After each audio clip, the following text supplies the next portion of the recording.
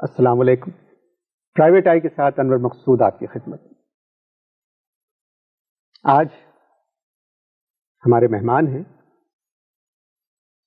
صحیح معنوں میں میں نے ان کے لکھے ہوئے کھیل ٹیلی ویژن پہ دیکھے اور ہمت کی کہ میں بھی کچھ لکھوں. جو کچھ آپ نے ٹیلی ویژن کے لیے لکھا وہ اس وقت پاکستان ٹیلی ویژن کا سرمایہ ہے.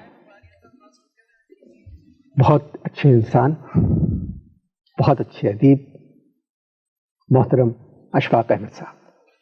السلام علیکم سر.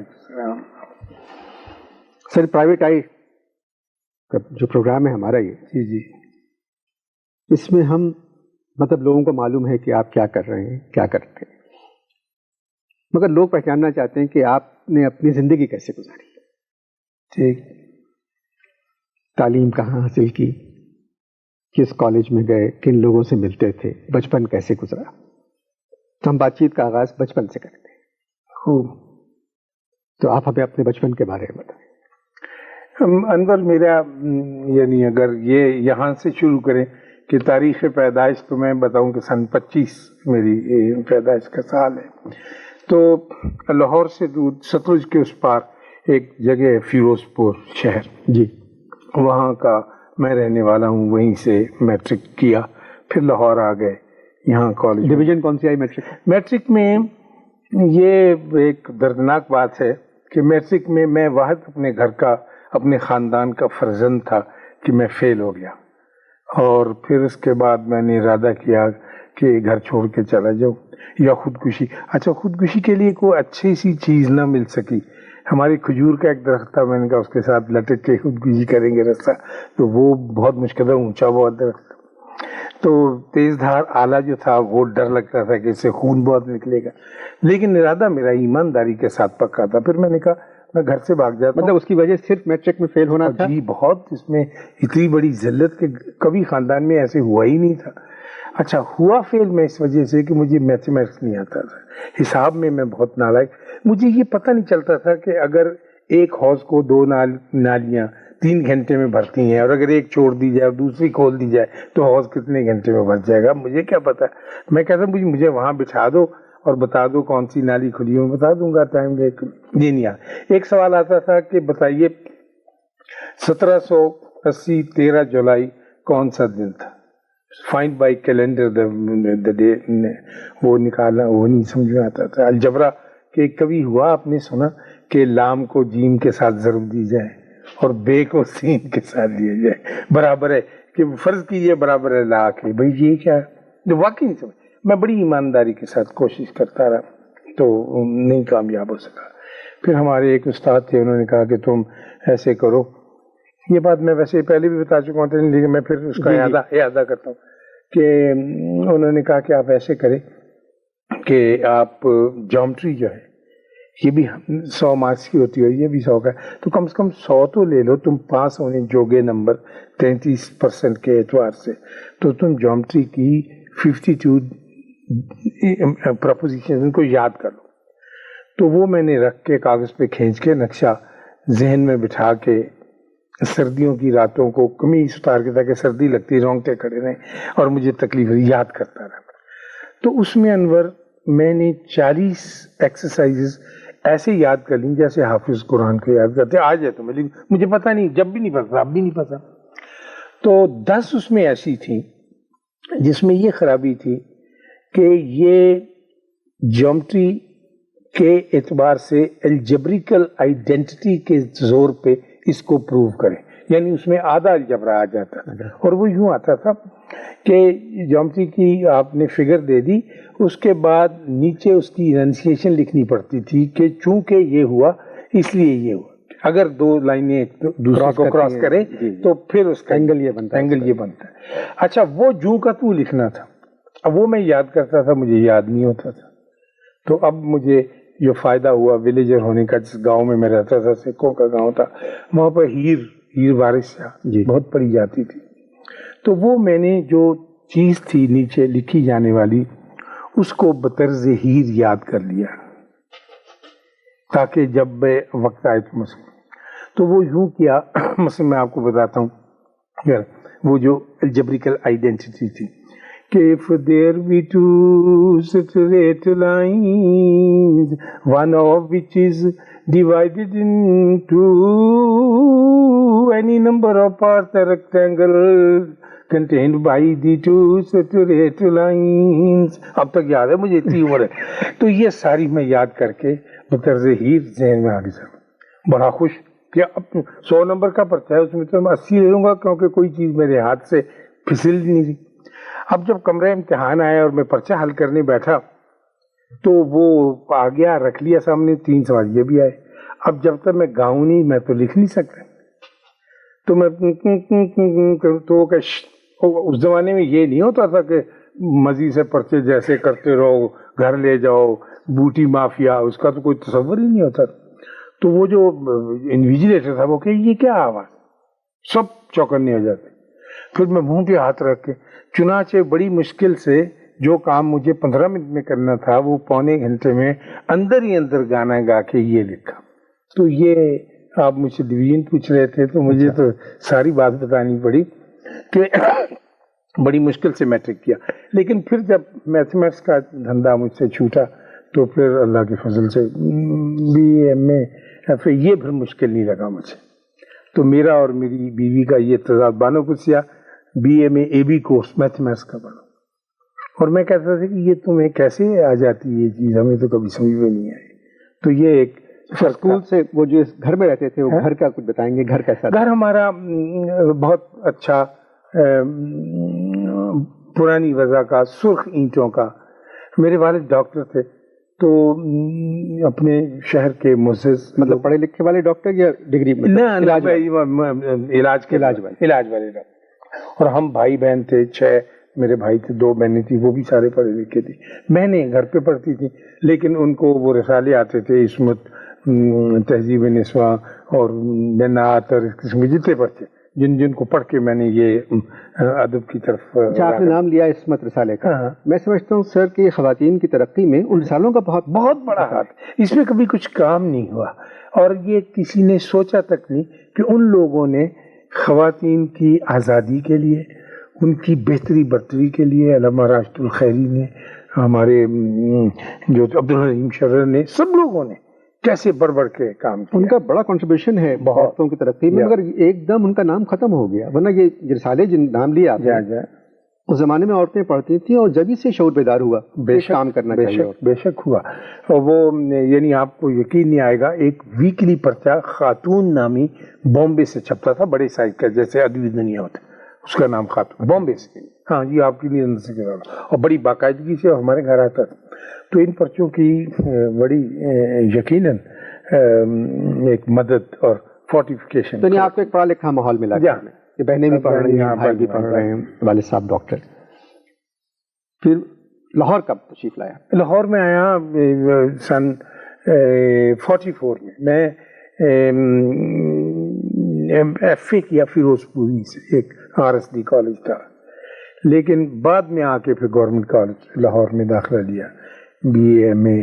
تو آپ تو ماشاءاللہ اب بھی کافی خوش شکل ہیں۔ اس زمانے میں لوگ کہتے ہیں کہ اشفاق صاحب واز ویری گڈ لکنگ، تو اس زمانے میں مطلب آپ کے جو دوستوں کا حلقہ تھا وہ کون کون تھے اس زمانے میں؟ اب میں پتہ نہیں دوستوں کا حلقہ کہاں سے شروع کروں۔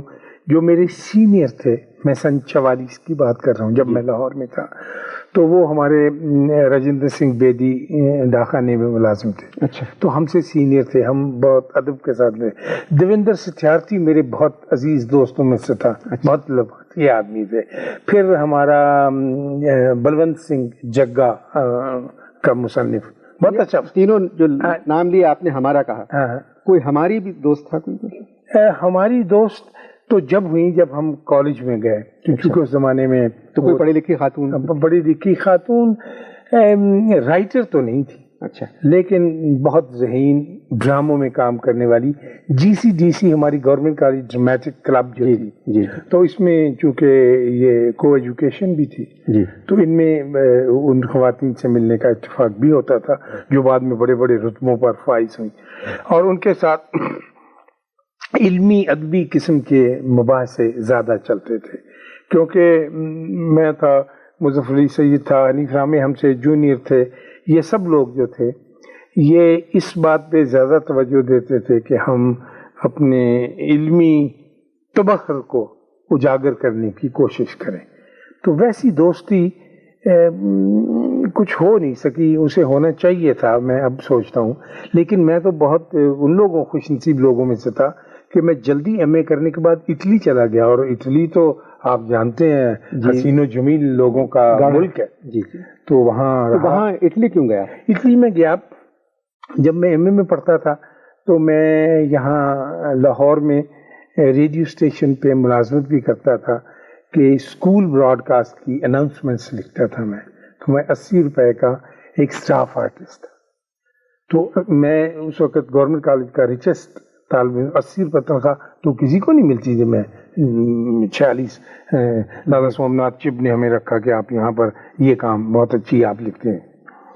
تو ریڈیو کی میری ٹریننگ شروع ہو چکی تھی اور میں چھوٹے چھوٹے پروگراموں میں حصہ لیتا تھا.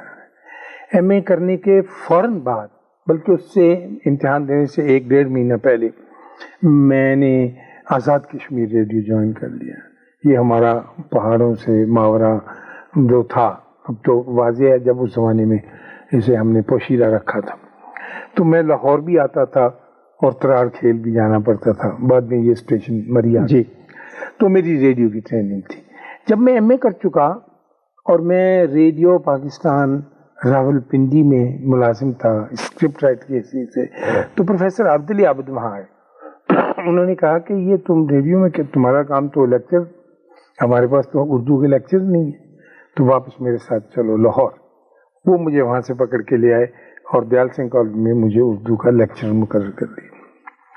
سن 50 میں اٹالین گورنمنٹ نے ہماری گورنمنٹ کا ایک خط لکھا کہ ہم روم سے اردو براڈ کاسٹ شروع کرنا چاہتے ہیں، اور یونیورسٹی آف روم سے اردو کا یہ تعلیم اور تدریس کا کام، کیونکہ ہم پاکستان کے ساتھ کوئی کمرشل تعلقات پیدا کرنے، نیا پاکستان بنا تھا. تو وہ جب ڈھونڈیا پڑی کہ کوئی ایسا آدمی ہو جو براڈ کاسٹنگ بھی جانتا ہو، درس و تدریس سے بھی متعلق رہا ہو، تو ظاہر ہے کہ مجھے یہ فخر نصیب ہے. تو میں چلا گیا 50 میں. وہاں سے یوں میں عرض کروں کہ بہت کچھ سیکھا. ایک تو یہ کہ زبان بامر مجبوری سیکھی. پھر وہاں پر تعلیم کا وہ حصہ جو ہمیں یہاں نہیں ملتا تھا وہ سیکھنے میں آیا. مثال کے طور پہ میں اسٹاف روم میں بیٹھا ہوں تو میرے ساتھ پروفیسر فرقوتی ہمارے فزکس کے ہیڈ تھے، پروفیسر باؤزانی جو فارسی کے علامہ اقبال کا پوئمہ چلستے جاوید نامہ کا ترجمہ کیا ہے چائنیز میں، وہ تھے. تو میری ایک آئی سینیورینا پتسالی اس کا نام تھا، لڑکی لائبریرین. اس زمانے میں بڑا رواج تھا کودا دی کوالو، کیا کہتے ہیں اس کو، پونی ٹیل کا. جی پونی ٹیل، اور اس کی تو ٹک ٹک کرتی. وہ اتنی خوبصورت لڑکی. اول تو اٹلی میں ساری صوفیہ لورین ہوتی ہیں، یہ کہنا کہ سب کی بہت سب کی. وہ چلتی ہوئی آ رہی ہے نوجوان لڑکی، اور جو ہمارے بڈھے بڈھے پروفیسر تھے وہ سب کی جان تھی اس میں. وہ ٹک ٹک چلتی آ رہی، اور میں اس لیے گھبرا گیا کہ وہ میری طرف سیدھی چلی آئی. تو میز کے پاس کھڑی ہو کے کہنے لگی کہ پروفیسر، میں یہ سنتی تو میں انگریزی، میں نے سنا ہے کہ تمہارے ملک میں کہ یہ جو سپر نیچرل ایلیمنٹ میں لوگ بہت بلیو کرتے ہیں، جنوں بھوتوں میں. سنا ہے آپ کے یہاں ہانٹڈ ہاؤسز ہوتے ہیں، تو لوگ جو اپنے پیٹس رکھتے ہیں، سانپ یا کیڑے مکوڑے جوگی ہوتے ہیں، تو تم کون سے بستر پہ سوتے ہو، کیلیں جس کی ہوتی ہیں یا سیریا؟ تو پاکستان کے لیے یہ تو ابھی نہیں بنا کہ 2 سال. میں نے کہا ہاں ابھی بنا ہے. اب میری غیرت کا تقاضا، میں جل بھن کے کباب ہو گیا. میں نے کہا یہ باتیں تم نے کہاں سے سنی ہیں سینا پتسالی؟ These are all tall tales. یہ ایسی لمبی کہانیاں ہیں، کس سے غلط کسی نے اڑائے ہوئے ہیں. میرا ملک جو ہے پڑھے لکھے لوگوں کا ملک ہے، سب لوگ ہمارے پڑھے لکھے ہیں. انڈیا سے بالکل ڈفرینٹ ہے. ہم اچھا بتانا یہ پڑتا تھا، وہ مجھے سے Pakistan never heard of it, where is this country. میں کہتا تھا نیر افغانستان. افغانستان کو تو جانتے تھے، اس کے ساتھ یہ ملک ہے. تو وہ کہتے تھے نیر انڈیا. میں کہتا نہیں، انڈیا کے دور ہے، ہم انڈیا کے بہت پڑوسی ہیں لیکن دور پڑتا افغانستان اور ایران. تو کہنے لگے کہ وہ آپ کے وہاں ملک میں یہ، اب میری غیرت کا یہ تقاضا تھا کہ یہ تو بہت کلاسیکل ملک ہے، یہ کیسے ہو سکتا ہے کہ ہم جنوں بوتوں پہ، من کا نہیں، دے ڈونٹ ایگزسٹ، یہ تو ہوتے ہی نہیں، یہ لوگوں نے ایسے خیال کے قصے بنائے ہوئے ہیں، جب کوئی چیز ہو ہی نہ تو لک ہی. My father is a doctor, we are 6 brothers, we are highly educated people, my sisters are educated, and everybody in Pakistan is an educated person. ہم کیسے ان چیزوں میں بلیو کر سکتے ہیں؟ تو یہ بالکل غلط بات ہے، اور اس کو لوگوں نے ایسے پھیلا دیا، اور ویسٹ کے لوگوں نے اس کو اپنا تھوڑا امتیاز بنا کے مشرق کے ملکوں کو یوں کیا اور پاکستان تو کہنے لگے اچھا بہت بہت شکریہ، تھینک یو ویری مچ. میں تو یہ سمجھ لیجیے کسی نے سنایا ہے، کوئی مجھے بتاتا تھا کہ بجائے بسز کے وہاں پر ہاتھی چلتے ہیں، مثلا ریلوے اسٹیشن سے تمہارے گھر جو 88 نمبر کا ہاتھی سواریاں بٹھا لیتے ہیں، ہاتھی کا بہت بڑا لمبا تصور تھا. تو میں نے کہا نہیں ایسا نہیں. جب وہ چلی گئی تو پروفیسر فرقوتی جو ایک ایلڈرلی پرسن ہمارے head of the physics department تھے، انہوں نے میری طرف دیکھا، اپنی ان کی اینک تھی وہ جو آدھی ہوتی ہے، کہنے کہ براو پروفیسر براو. تو کہنے لگے she was asking you these questions and you fitted her complete. You said these things don't exist. Only a man جس کی کوئی ڈیوائن ریویلیشن ہو، کو کشف وغیرہ جانتا ہو، وہی آپ جیسا جواب دے سکتا ہے. اور ہمیں فخر ہونا چاہیے کہ ہمارے اسٹاف میں ایک ایسا آدمی ہے جو صاحب کشف بھی ہے. اب میں نے کہا یہ تو میری ٹانگ کھینچ رہے ہیں. پر میں نے کہا sir do you believe in ghost and demons and haunted houses and supernatural element? Can you no, I am a student of science. I cannot negate it as easily as you have negated. میں اتنی تیزی سے بتلان نہیں کر سکتا ان ساری چیزوں کا. میں نے کہا سر سائنس بلیو کرتی؟ کہنے کہ نو. تو میں نے کہا آپ بتلان کیوں نہیں کرتے؟ کہنے کہ جب تک میں ان ساری چیزوں کو اپنی لیبارٹری میں لے جا کر ڈائسیکٹنگ ٹیبل پہ رکھ کر ان کا ٹیسٹ نہ نکال لوں، میں اتنی آسانی سے نہیں کہہ سکتا کہ یہ بکواس ہے، یہ جھوٹ ہے. لیکن اللہ نے آپ کو صلاحیت دی ہے، آپ نے فوراً کہا کہ کچھ نہیں. تو بہت خوشی ہوئی آپ سے مل کر. وہ ایک دن تھا میری زندگی کا 13 اپریل، جب کہ میرے اوپر ایک علم کا سیکھنا میں نے شروع کی. ہماری یونیورسٹی میں تو یہ تعلیم تھی. کتنے سال رہے آپ؟ میں وہاں پر 2.5 سال کی. 2.5 سال. پھر واپس آ کے کیا کیا آپ نے؟ واپس آ گیا میں لوٹ کے، پھر اپنے جھگڑا رہا کہ میں دال سنگھ کالج اپنی کالج جاؤں یا ریڈیو. تو ریڈیو مجھے پھر واپس لے گیا، لاہور ریڈیو پہ بحثیت ایک اسکرپٹ رائٹر. تو اس زمانے میں لاہور ریڈیو بھی ایک یونیورسٹی کا کام کر رہا تھا؟ بالکل. اس طرح پنجاب یونیورسٹی تھی. میں یہ کہا کہ پنجاب یونیورسٹی ہماری 2 یونیورسٹیاں تھیں، ایک ریڈیو پاکستان لاہور اور ایک پنجاب یونیورسٹی. لیکن لوگ جو کچھ سیکھنا اور جاننا چاہتے تھے وہ شام کے وقت ریڈیو اسٹیشن آ جاتے تھے، کیونکہ ریڈیو کے سبزدار میں ایک جگہ پر عابد علی عابد بیٹھے ہوتے تھے، ایک جگہ سید امتیاز علی تاج، وہاں رفیع پیرزادہ، وہاں پر موسیقی کے ماہر، وہاں پر استاد جھنڈے خان، وہاں پر استاد لکشن خان. جو چیز جس نے کچھ حاصل کرنی اس کے قریب جا کے اس کو دیکھ کے اس سے کمیونیکیٹ کیے بغیر آدمی سیکھتا تھا. میں یہ اکثر کہا کرتا ہوں کہ جو وائبریشن رفیع پیرزادہ کی تھی یا امتیازی، وہ ہمارے اندر کسی نہ کسی طرح سے جذب ہوتی جاتی تھی اور ہم سیکھتے جاتے. جیسے ایک آدمی، تو یہ لوگ بات کرتے تھے بہت کم آپس میں بات کرتے تھے. ہم لوگ ان سے سوال کرنے کی جرت نہیں کرتے تھے کہ جی یہ میرا مسئلہ ہے، صرف ان کو سننا اور ان کو واچ کرنا. بانو آپا ہی آپ کی قسمت میں آئیں، تو یہ کیسے ہوا؟ ساتھ پڑھتے تھے دونوں؟ میں بالکل تھے، اور ہمارے ساتھ اور میرے ساتھ لڑکیاں تھیں، بانو آپا کی صف میں بیٹھنے والی 3-4 اور. اچھا. اور ہم اس سائڈ پہ. اصل میں بانو کے ایک تو سنجیدگی سے اور ایک اس کی خلوص سے کہہ لیجئے، اور سب سے زیادہ اس کے علم سے آسٹرکن ہوا کہ ایک لڑکی ہے. تو آپ نے فیس کیوں جمع کروائی ان کی؟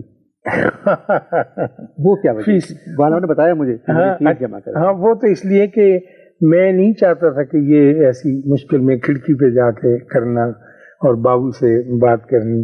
اس زمانے میں کچھ ان کی محبت میں یا یوں کہیے کہ شناسائی میں کہہ دو، اور میں چاہتا تھا کہ میں دے دیں مجھے، میں یہ کام کر دوں گا. اچھا یہ نوٹس جو بھی پروفیسر بولتا نوٹس بہت لکھتی تھی, لوگ ان سے نوٹس مانگتے تھے, میں اس بات کو اپنی بہت بےزتی سمجھتا تھا کہ میں ان سے نوٹس بارو کروں. تو جو آدمی ان کے نوٹس لے کے لکھ لیتا تھا میں ان سے نوٹس لیتا تھا کہ تاکہ وہ تیسرے ہاتھ میں ہو کر مجھے پہنچتے. لیکن حصے میں یوں آئی کہ یہ ایک تو جیسا کہ میں نے پہلے عرض کیا میتھمیٹکس کی یہ اسٹوڈنٹ تھی, اور جو بھی آدمی میتھمیٹکس بہت اچھا جانتا ہے چاہے عبدالسلام ہو, آئنسٹائن ہو, بانو کچھ, اس سے مجھے ایک عجیب طرح کا خوف ابھی بھی ہے. مثلا آپ کہیں کہ میں میتھمیٹکس میں بڑا ماہر تھا یا ہوں, تو میرے دل کے اوپر ایک اپنا لرزہ سا طاری ہو جائے گا جو رہے گا. کیونکہ جس طرح کی آپ کی زندگی گزری ہے, اٹلی گئے آپ, تو آپ کی پہلی کتاب کا نام ہونا چاہیے تھا 100 محبتیں ایک افسانہ, مگر آپ کی کتاب تھی ایک محبت 100 افسانے. تو یہ کیسے ہوئی؟ وہ میں یہی سمجھتا ہوں کہ ممکن ہے اس میں میری زندگی کا اور میرے چلن کا بھی اثر ہو, لیکن میں یہ دیکھتا تھا کہ محبت باوجود اس کے کئی روپ ڈھالتی ہے, لیکن بیسیکلی وہ ایک ہی رہتی ہے. محبت ہی کا روپ ہوتا ہے, بڑے کا, بوڑھے کا, بچے کے ساتھ. تو میں نے کچھ افسانے اس زمانے میں, یہ انجمن ترقی پسند تحریک بڑے زوروں پہ تھی جی, اور وہ کسی کو خاطر میں نہیں آتے تھے, اور ہم لوگ افسانہ نگاری کی پہلی سیڑھی کے اوپر آ گئے تھے. میں, اے حمید, انتظار حسین, تین ہم بالکل اکٹھے آئے, اور ہم تینوں ہی, اے حمید کیا تھوڑا سا رجحان دوستی کا ترقی پسند رائٹرز کے ساتھ تھا, لیکن لکھنے کا انداز اس کا مختلف تھا, اور انتظار کا بالکل ہی مختلف تھا. میں نے جو کہانیاں لکھی اس زمانے میں, اب مجھے یہ خوف تھا کہ اگر میں نے بھی بھوک ننگ پہ, بیماری پہ, اس پہ لکھا تو یہ تو لوگ لکھ ہی لیں. میں نے یہ محسوس کیا کہ اردو میں بچوں کی کہانیاں نہیں ہیں, کہ بچے کی ایک کیفیت ہوتی ہے جیسے چلڈرن اسٹوریز ویسٹ میں. تو میں نے بچوں کی 3 کہانیاں بڑی اعلیٰ مار کی زوردار. ایک بچے کا پلا کھو جاتا ہے, بڑے پیار سے پالا ہے, کراچی میں رہتا ہے, اور وہ کس طرح سے بھاگتا ہے اس کے بھی تلاش کرنے میں, حتیٰ کہ وہ خود بھی گم ہو جاتا, گھر والوں کو نہیں ملتا.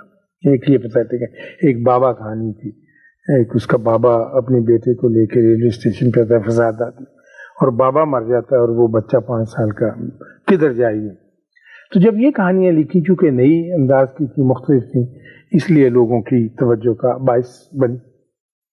تو مجھے اپنا ایک مقام جو میں سمجھتا ہوں کسی حد تک پوری استقامت کے ساتھ ملا, ان کہانیوں کی بدولت ملا. تو اس محبت کو میں نے دیکھا کہ یہ بچے کی محبت ہے, یہ خاتون کی محبت ہے, یہ عورت کی ہے, یہ عشق بازی کی ہے. تو ساری کا بیس جو ہے وہ محبت ہی. تو بہت دیر تک, بڑی دور تک میں محبت کے ساتھ وابستہ رہا, اس کے گن گاتا رہا. پھر گڈریا اور یہ اجلے پھول وغیرہ جو تھے, یہ کس زمانے؟ گڈریا میں نے, بہت کم لوگ جانتے کہ گڈریا میں نے اٹلی میں لکھی تھی سن 52 میں. اچھا, میں وہاں تھا تو مجھے خط گیا ہے کہ افسانہ اپنا نیا بھیجو. جب تک میری ایک کتاب چھپ چکی تھی جی, تو میں نے افسانہ لکھا. اب وہاں کوئی, مجھے دفتر کا کام ذرا زیادہ تھا, صبح یونیورسٹی پڑھانا ہے, شام کو براڈ کاسٹ کے لیے جانا ہے, بیچ میں اپنا مضمون تیار کرنا ہے, تو لکھنے کو جگہ نہیں مجھے ملتی تھی. یہ میں نے ٹوٹوں میں رک کے افسانہ لکھا. کچھ میں نے ڈاکخانے کی سل پہ کھڑے ہو کے اس خیال کے پیش نظر کہ یہ بند ہو جائے گا تو میں سے نکوش کے پرچے کو بھیج دوں گا, لیکن وہ نہیں ختم ہوا. پھر لے آیا, گھر آ کے لکھا. براڈ کاسٹ کرنے سے پہلے جب آپ اسٹوڈیو میں بیٹھ جاتا ہے, 15-20 منٹ ملتے ہیں نا, ادھر سے اسٹوڈیو کٹ ہو کے ادھر آئے گا, وہاں بھی میں نکال کے تھیلے میں سے کچھ لکھتا تھا. جب لکھ چکا اور ختم ہو گیا یہ افسانہ, اور میں اسے پیک کر کے روانہ کر چکا, تو پھر مجھے خیال آیا کہ یہ ٹھیک نہیں لکھا گیا, کیونکہ اللہ جانے میں کیا لکھ گیا ہوں. کسی جگہ بیٹھ کے کوئی پیراگراف لکھتا ہوں, کسی جگہ کچھ, تو اس میں کوہیژن نہیں, اور یہ سب سے بڑی خرابی اس کہانی. تو میں نے طفیل کو خط لکھا کہ اس کو چھاپے مت, اس میں وہ جان نہیں ہے جو کہانی کی اصل روح ہوتی ہے, اور اس میں وہ ارتباط نہیں جو ہونا چاہیے. تو جب اس کے بعد پہنچے, اس نے کہا میاں تم کیسی باتیں کرتے ہیں, یہاں ہم نے پڑھائی ہے. ہاں بالکل, بس تو چھپی, تو پھر یہاں وہاں. مجھ گیا. ہاں جی بالکل, وہ کئی زمانے میں ترجمہ ہوا. میں یہ سوچ رہا ہوں سر کہ وہ گڈریا والے اشفاق صاحب کہاں کدھر ہیں آج کل؟ وہ انور گڈریا والے اشفاق صاحب کو کچھ ایسے کام کرنے پڑ گئے. مثلا میں خود تسلیم کرتا ہوں کہ مجھے پین پوشر، جب آدمی ایک اسکرپٹ رائٹر بن جاتا ہے نا تو اس کے تقاضے کچھ اور طرح کے ہو جاتے ہیں. کوئی ایسی پابندی نہیں تھی اور نہ ہی کریٹیویٹی کا، تخلیق کا سوتا سوکھا تھا. لیکن اس قسم کی چیزیں جو شاید بڑی ہوتی ہیں تو یہ کسی بڑے سورس سے آتی ہیں. پطرس صاحب آپ کے پرنسپل تھے، ان سے بات چیت ہوتی تھی بڑی. پطرس صاحب کو تو شوق ہی بات چیت کرنے کا ہوتا ہے، بٹھا کے بات کرتے تھے. بےمانی لیمرکس جو ہوتی ہیں جی، پطرس صاحب لیمرکس لکھنے کے بڑے ماہر تھے اور کبھی اجازت نہیں دیتے تھے کہ ہم انہیں نوٹ کر سکیں. کاش وہ رہ جاتی تو خوبصورت اردو کی لیمرکس کی ایک کتاب ویسے سناتے کہ کمرے کی چھت پر چڑھ گیا، روشن تھا جس کا داں کھلا. تو اب پھر آگے چلتی تھی. اب کچھ چیزیں جاتا تھا راوی روڈ کو جیسے کہ چوہا کھول کو، اور پھر پتہ نہیں کیا ہوا. یہ باتیں ان سے ہم نے ان کی محفلوں میں سنی، ان کے پاس بیٹھ کر کے سنی. لیکن وہ پھر جب ہم ایم اے میں داخل ہوئے تو تھوڑی دیر ہمارے ساتھ رہے. حالانکہ پاکستان میں اردو کی ایم اے کلاس کو جاری کرنے کا سہرا پطرس بخاری کے سر پر ہے. اور کون لوگ وہاں تھے؟ صوفی صاحب، ہمارے صوفی غلام اشرف، ہمارے ٹیچرز میں صوفی غلام اشرف کے. چونکہ اردو کا کوئی کورس سیٹ نہیں ہو رہا تھا، جتنے انگریزی کے پروفیسر تھے وہ بھی ہمیں پڑھاتے تھے.